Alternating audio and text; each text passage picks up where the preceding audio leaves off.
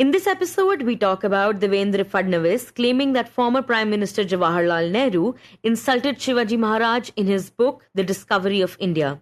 We also talk about Indian gymnast Dipa Karmakar's retirement. But first, we talk about the biggest operation against Maoists in Chhattisgarh. Hi, I am Niharika Nanda, and you are listening to Three Things, the Indian Express news show. On 4th October, in one of the largest such operations in Chhattisgarh's history, at least 28 Maoists were gunned down by security forces in an encounter in Dantewada district of the Ambujmad region.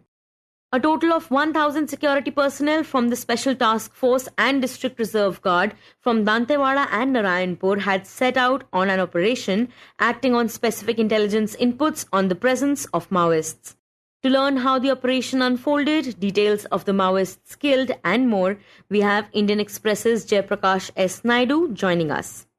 Jayprakash, tell us what made this one of the biggest operations against Maoists that has been conducted in Chhattisgarh? Well, a total of 31 Maoists have been killed by security forces, and this is the highest toll suffered by the rebels in a single battle in the 24 years history of Chhattisgarh. So the battle took place deep inside Ambujmad, a vast jungle area which is larger than the state of Goa, and it is so far considered a haven for top Maoist leaders who are suspected to be hiding in Ambujmad. Another thing is that our Jawans have returned alive without suffering any casualty, which is a big achievement because they were facing the Second West Army unit of People's Liberation Guerrilla Army, which is armed wing of the banned Communist Party of India, Maoist. Right, and what weapons were recovered from the site? The forces have recovered over a dozen assault rifles like AK-47, INSAS, self-loading rifle, light machine gun, a sniper, 3 to 4 barrel grenade launchers, and all the ammunitions used in these weapons. And Jayprakash, we hear that the Special Task Force and the District Reserve Guard were acting on an intelligence tip provided to them? Yes, so the State Intelligence Branch, SIB, had provided them specific information on the location of around 50 Maoists who were nearly 50 kilometers deep inside the Ambujmad Hills from the Dantewada headquarters. They had specific information on Dandakaranya Special Zonal Committee, short form being DKSZC, member being present over there. So DKSZC, this is the third tier in the hierarchy of Maoists. The first one being the Politburo, second one being the Central Committee, and then this DKSZC committee is there. And one of the members of this DKSZC committee, named Nidhi, who had a bounty of rupees 25 lakh on her, was killed in this attack. And before we go into further detail about the operation, please tell us a little bit more about Ambujmad. Yeah, so Ambujmad means unknown hills, and this particular area, it's larger than the state of Goa in size. It's spread across 4,000 square kilometers in 3 districts, largely in Narayanpur, then Bijapur, and a small part of it is in Dantewada where the encounter took place. It is also home to some 40,000 Ambujmadia tribes, one of the most backward tribes in Chhattisgarh, which comes under the particularly vulnerable tribal group PVTG in India. And also about 90% of this place is still not surveyed. Few years back, government had tried to survey the area, but a revenue employee was murdered, after which the work had stopped. Officials told me that top Maoist leaders are hiding deep inside Mad. Right, and what all challenges and difficulties did the security personnel face, and what precautions did they take? There were multiple challenges faced by our forces. Firstly, they had to undertake the operation on the other side of the Indravati river, where there are no police camps. These police camps act as launching pad for the security forces. So this advantage they did not have in this particular encounter. Secondly, after receiving the tip-off, they had to reach the Naxal hideout within 12 hours before the first ray of sunlight to ensure that the forces are not spotted and they take a solid position to launch an attack on the Maoist. Also, usually what happens is when the forces leave on such operations, the informers of the rebels who stay in the villages, they are called militia members, they burst firecrackers to, alert the Maoists that the forces are coming in, and this helps the Maoists to launch an ambush attack on the forces. Further, there is a big fear of IED blast which looms large on the security forces because this is the most dangerous weapon that the Maoists have, and this has claimed many lives of security forces. Still, the forces, they showed a lot of bravery and they managed to walk 16 kilometers on a no-moon day through the hilly terrain. And lastly, the rainwater from the recent monsoon it has still not receded, and crossing the nalas makes quite a challenge during such time. They had to finish this task within the stipulated time period. Had they not reached there and not taken positions before the sunlight, it would have been very easier for the Maoists to launch an attack back on the forces, and that would have resulted in a lot of casualty, because this is a very dreaded force. After the battalion number 1 of the People's Liberation Guerrilla Army, the company number 6 is the second most dreaded army unit of the Maoists, and they had a lot of firepower. So you can say that the plan worked as they had planned. Otherwise, there would have been casualties. And Jayprakash, how many Maoists were killed? And talk about the casualties that have happened over the past year as far as the security personnel are concerned. Yes, so let me just give you figures for the last 24 years. So from 2001 to 2024, more civilians and more Jawans have died in this war than Naxalites. About 1,751 civilians have died, 1,300 Jawans have died, and 1,288 Naxals have died in this war. But this year, things have changed. This year, the rebels have suffered a huge blow. 188 Naxals have been gunned down only in this year, while the combined figure of Naxals killed for the last 5 years is 206. So the figure is nearing the 200 mark, and this 206 deaths are for the last 5 years, whereas in just 1 year they have killed 188 Naxals.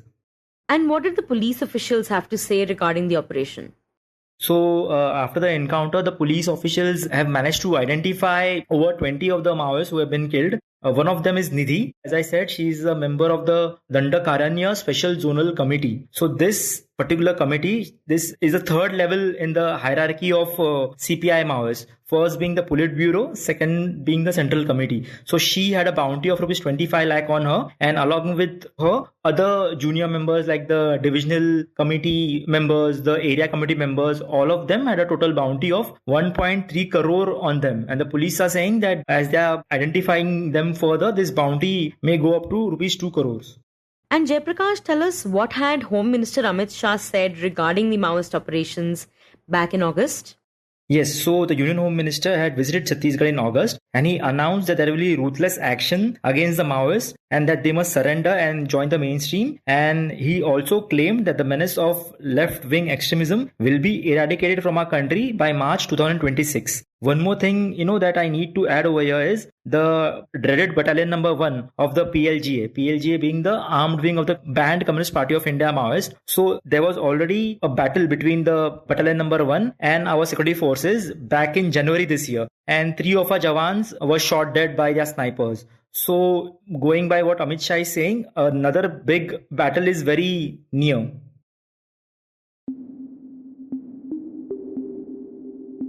Next, we talk about a claim against Jawaharlal Nehru. On 26th August, the 35-foot tall statue of Shivaji Maharaj at the Rajkot Fort in Sindhudurg district collapsed. The statue had been inaugurated by Prime Minister Narendra Modi last year. The collapse of the statue has caused a major political kerfuffle. Deputy Chief Minister Devendra Fadnavis claimed that former Prime Minister Jawaharlal Nehru insulted Shivaji Maharaj in his book The Discovery of India. This is the second time that he has levied this accusation against the late Prime Minister. To understand what Pandit Nehru had said in his book, The Discovery of India, we have Indian Express's Vikas Pathak joining us.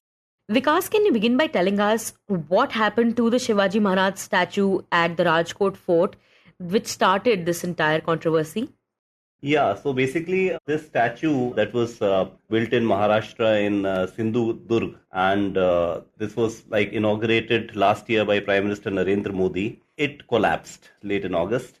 It was a statue that was 35 feet tall, and that day it was said that the wind speed was around 45 kilometers per hour, which is not too high, but the statue collapsed, leading to a lot of political controversy in the state, with the opposition attacking the state and central government and accusing it of faulty construction. And what did Deputy Chief Minister Devendra Fadnavis had to say regarding Pandit Nehru? So basically, the state government was on the defensive after this collapse, and initially the Chief Minister Eknath Shinde said that we'll rebuild the statue. Prime Minister Narendra Modi also went and apologized in Maharashtra.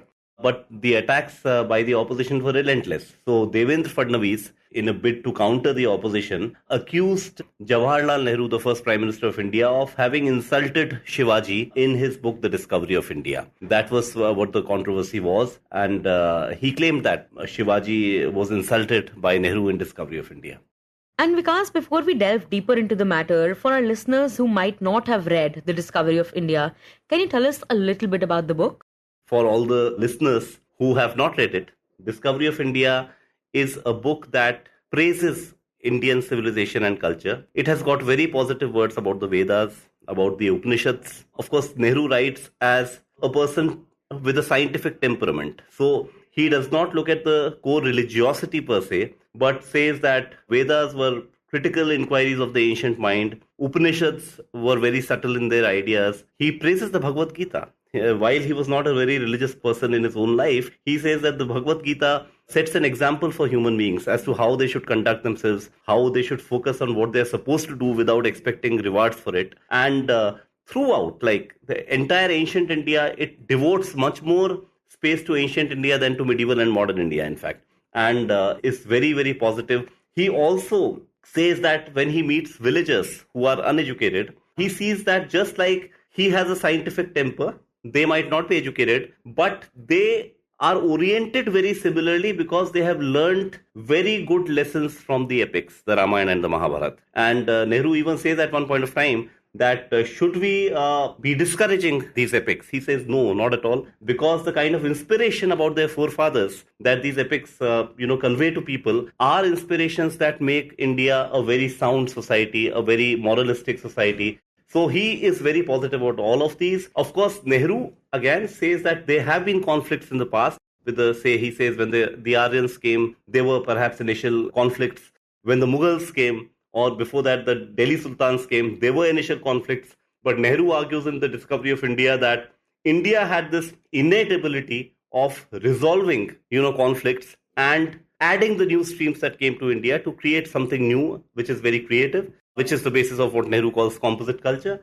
But certainly, if you read The Discovery of India, it comes across as a very glowing tribute to Indian civilization, as also Hindu epics. Of course, it also praises Akbar. But to say that it is critical of any group within India or insults, I don't think it does that. Right. And Vikas, if we talk about hard facts, what does The Discovery of India say as far as Shivaji Maharaj is concerned? Well, the available editions of Discovery of India for decades now, in fact, show Nehru praising Shivaji. There are sections on the Maratha Confederacy, on Chhatrapati Shivaji Maharaj, and Nehru was in fact quite positive about the historical role of Shivaji. Maybe first early edition may have had something different that we don't know, because Pawan Kheda of the Congress said that, he wrote in jail and there was some confusion regarding a few facts, which he clarified with the historian once he came out and made the amendments. But so far as The Discovery of India as it stands now, if you procure the book is extremely positive so far as Shivaji is concerned. So if I quote Nehru directly on Shivaji, he says Shivaji, born in 1627, was the ideal guerrilla leader of hardened mountaineers, and his cavalry went far and wide, sacking the city of Surat, where the English had their factory, and enforcing the chauth tax payment over distant parts of the Mughal dominions. Shivaji was the symbol of a resurgent Hindu nationalism, drawing inspiration from the old classics, courageous, and possessing high qualities of leadership. He built up the Marathas as a strong, unified fighting group, gave them a nationalist background, and made them a formidable power that broke up the Mughal Empire. This is what he says about Shivaji. Right. And Pandit Nehru also talked about Aurangzeb with reference to Shivaji Maharaj. Why did he make this comparison? Yeah, so Nehru was very clear. Like Nehru was quite positive in his treatment of Akbar, for instance, right? But Nehru was very clear in The Discovery of India that the legacy of Akbar was undone by Aurangzeb. And he also saw Aurangzeb as a bigot. And he directly blames the policies of Aurangzeb for the unrest that took place in the Deccan, the Maratha unrest that took place in Punjab, the Sikhs, and even, some displeasure among sections of Rajputs who had been allies earlier of the Mughals. So, he says very clearly that Aurangzeb failed to understand the present and the immediate past, and tried to undo what his predecessors had done. This is Nehru in Discovery of India. And then he describes Aurangzeb. Nehru says, a bigot and an austere Puritan, he was no lover of art and literature. He infuriated the great majority of his subjects by imposing the old hated jizya poll tax on the Hindus and destroying many of their temples. He offended the proud Rajputs who had been props and pillars of the empire. In the north, he roused the Sikhs, who, from being a peaceful sect representing some sort of synthesis of Hindu and Islamic ideas, were converted by repression and persecution into a military brotherhood. Near the west coast of India, he angered the warlike Marathas, descendants of the ancient Rajputs, just when a brilliant captain had risen among them. So very clearly, Nehru is critical in Discovery of India of the reimposition of jizya by Aurangzeb. Jizya had been withdrawn by Akbar, but Aurangzeb reimposed it, and also the destruction of Hindu temples by Aurangzeb. And here also, if you see the passage that I quoted, that he describes Chhatrapati Shivaji Maharaj as a brilliant captain of the Marathas. So these are the historical facts. And Vikas, what does the Discovery of India say about Marathas?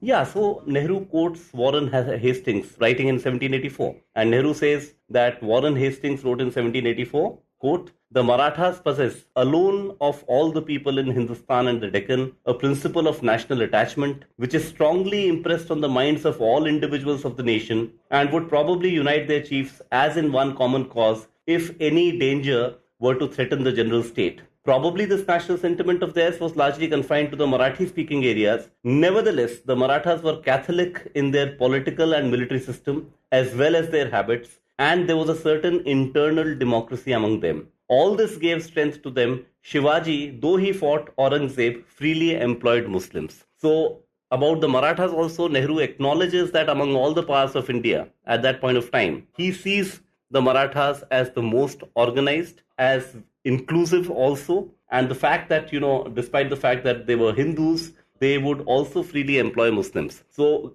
within Nehru's framework of an inclusive nationalism, which he himself believed that he practiced, historically speaking, in the late medieval times, he saw the Marathas as a very organized power and is generally full of praise for the Marathas as also for Chhatrapati Shivaji Maharaj. So has the accusation that was levied by Devendra Fadnavis been proven wrong? Well, maybe the first edition released from prison might have had a couple of references, which Pawan Kheda made reference to. But after that, in case Nehru did make a few amendments after talking to historians, the book as it stands now, well, quite contrary to insulting Chhatrapati Shivaji Maharaj or the Marathas as a whole, is extremely positive about the Marathas and Chhatrapati Shivaji Maharaj. Right, and Vikas, we also know that Maharashtra elections are just around the corner. So do you think issues like these would impact the elections in one way or the other? Well, right now it has become a major political debate. So since the opposition has been going hammer and tongs against the state government and the centre for the collapse of the statue, which had been inaugurated by the Prime Minister, the BJP has also hit back, accusing Nehru of having insulted Chhatrapati Shivaji Maharaj rather than the state or central government being at fault. So, well, these may not impact the elections because elections are about several issues. There might be a number of other issues in the elections. But certainly in Maharashtra, no political party or political alliance wants to be seen as being on the wrong side of the historical legacy of Chhatrapati Shivaji Maharaj, which is why we are seeing, this kind of acrimony.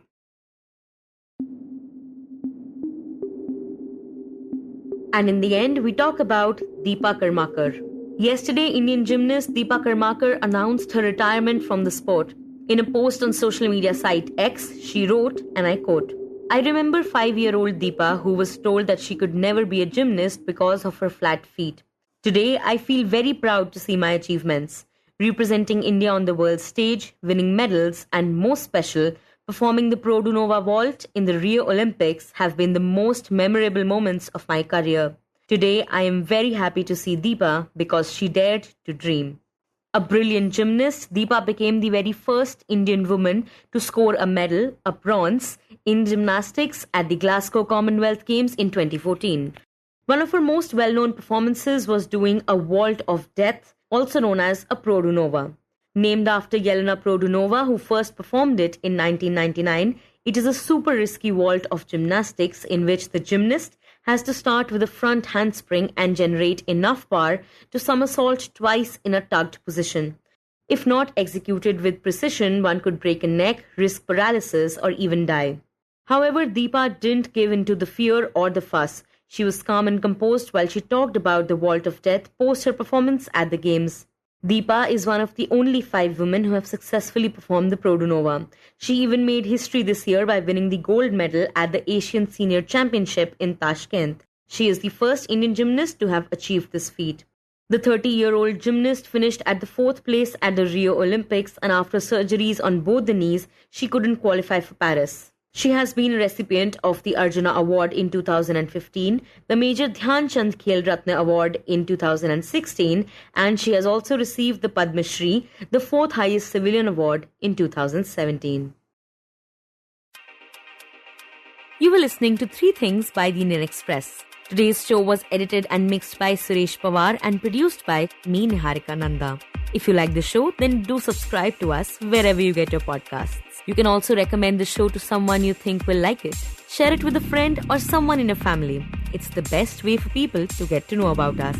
You can also tweet us at Express Audio and write to us at podcasts@indianexpress.com.